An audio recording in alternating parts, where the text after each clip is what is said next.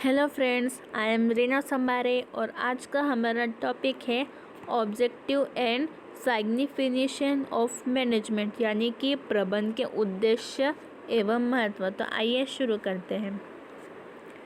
सभ्यता के साथ साथ प्रबंधन का विकास हुआ और यह किसी न किसी रूप में जब तक सभ्यता रहेगी बना रहेगा। ये विचार है यूएस के प्रोफेसर वोल्डो के, जो विश्व में प्रबंधक के महत्व को इंगित करते हैं।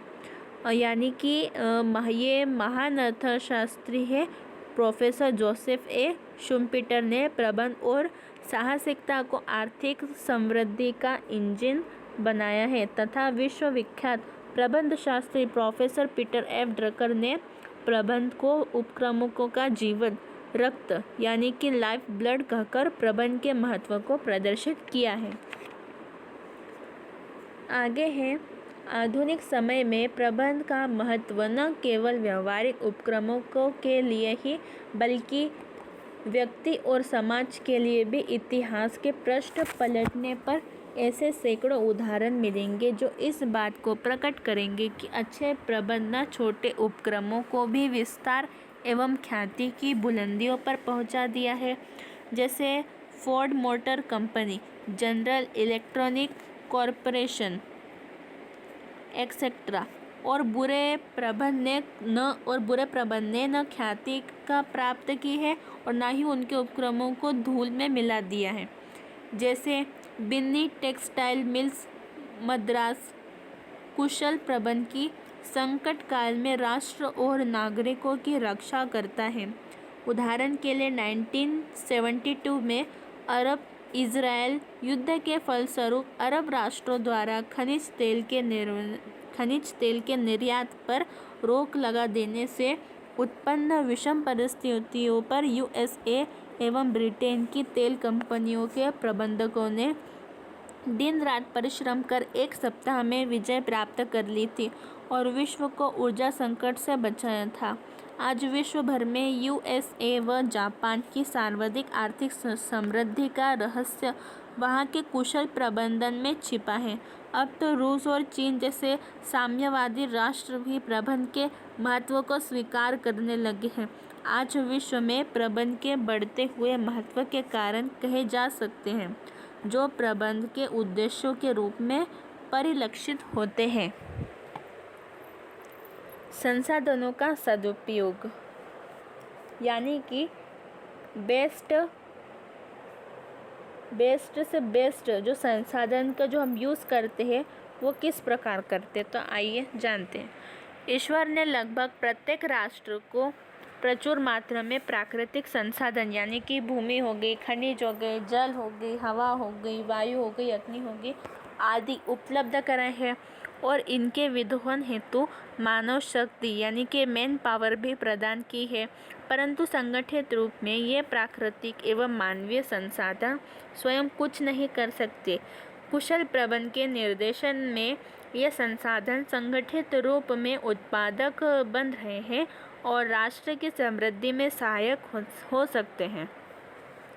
अगला है तकनीकी ज्ञान व आविष्कारों का सदुपयोग, यानी कि कुछ राष्ट्रों में वैज्ञानिक क्षेत्र में प्रगति हुई है, परंतु वैज्ञानिकों द्वारा प्रतिपादित तकनीकी ज्ञान व नवीन आविष्कारों को व्यवहारिक रूप प्रदान करना तथा व्यवहारिक उपयोग में लाने के लिए कुशल प्रबंधन की आवश्यकता होती है। आज भी पूरे भारत में कुशल प्रबंधन के अभाव में बहुत सी कंपनियां विदेशी टेक्नोलॉजी का पूर्ण लाभ नहीं उठा पाती। तीसरा है सामाजिक महत्व, यानी कि सोशल इम्पोर्टेंस। प्रोफेसर न्यूमैन व समर के अनुसार प्रबंधन की समाज के उत्थान में महत्वपूर्ण भूमिका होती है। वह उपभोक्ताओं को उचित मूल्य पर वस्तुएं व सेवाएं, कर्मचारियों को रोजगार, कच्चे माल के पूर्तिकर्ताओं को बाजार, विनियोक्ताओं को पूंजी पर प्रतिफल तथा सरकार को करों के रूप में राजस्व प्रदान करता है और इस प्रकार समाज के उत्थान में एक रचनात्मक भूमिका अदा करता है। अगला है आपका बढ़ती हुई औद्योगिक जटिलताएं। इसमें है कि विश्व में औद्योगिकरण के साथ साथ औद्योगिक जटिलताओं में वृद्धि हुई है। वृहत आकार वाले औद्योगिक उपक्रमों में विभिन्न विभागों के बीच समन्वय की समस्या बढ़ गई है। अंतर्राष्ट्रीय प्रतिस्पर्धा हर समय चुनौती देती रहती है, जिसके कारण श्रमिकों का शैक्षणिक स्तर उठा है, जिससे उनकी आत्मसंतुष्टि के नए ढंग खोजने की समस्या उठी है। ऊर्जा संकट, पर्यावरण प्रदूषण आदि गंभीर समस्याएं औद्योगिकरण का मार्ग अवरुद्ध कर रही हैं। इन सभी समस्याओं का समाधान खोजने के लिए अत्यंत ही कुशग्र या फिर कुशल प्रबंधन की आवश्यकता उत्पन्न होती है, क्योंकि इसी कुशल प्रबंधन के कारण ही तभी हम इन सारी समस्याओं से ऊपर उठ सकते हैं। नेक्स्ट है कंप्यूटर टेक्नोलॉजी का उदय, राइज ऑफ कंप्यूटर टेक्नोलॉजी।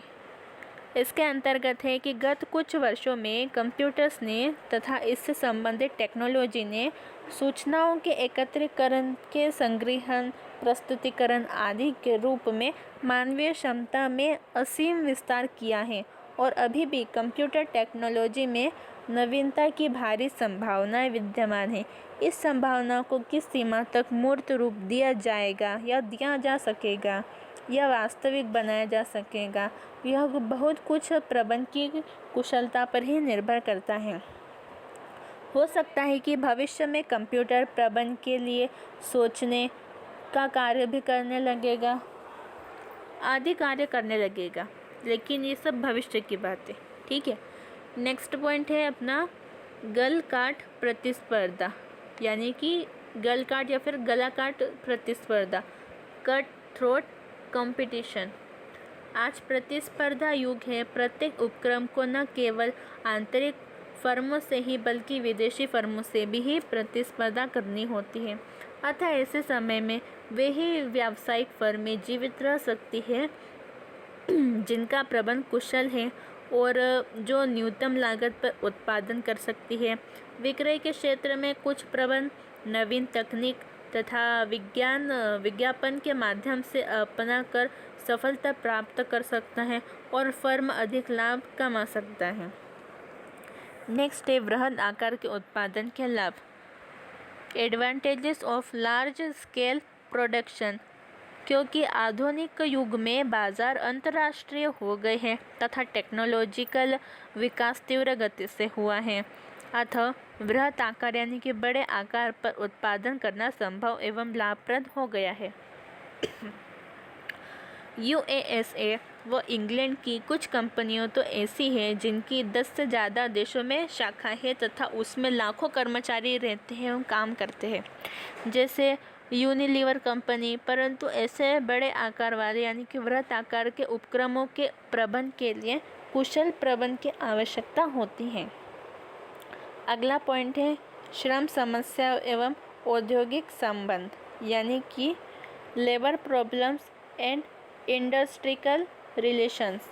यह सत्य है कि जैसे जैसे उपक्रम का आकार बढ़ता है वहाँ श्रम समस्या तथा मानवीय संबंधी समस्या उत्पन्न हो जाती है और यदि इन समस्याओं का समय पर समाधान नहीं किया जाता तो कभी कभी ये इतना उग्र रूप ले लेती है, इतनी बड़ी समस्या बन जाती है कि उपक्रम का अस्तित्व ही खतरे में पड़ने लग जाता है।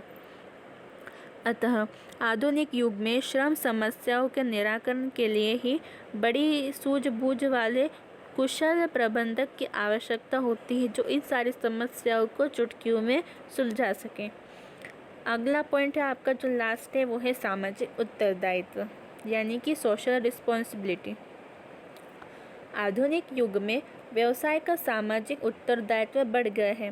अब विनियोक्ता के अतिरिक्त कर्मचारी, उपभोक्ता तथा समाज व्यवसाय से कुछ अपेक्षाएं रखता है, जैसे अच्छी कार्य दक्षताएं, अधिक मजदूरी, उचित मूल्य पर अच्छी किस्म की वस्तुओं की पूर्ति, सामुदायिक विकास जैसे कि अस्पताल, विद्यालयों की स्थापना, प्रदूषण से बचाव आदि।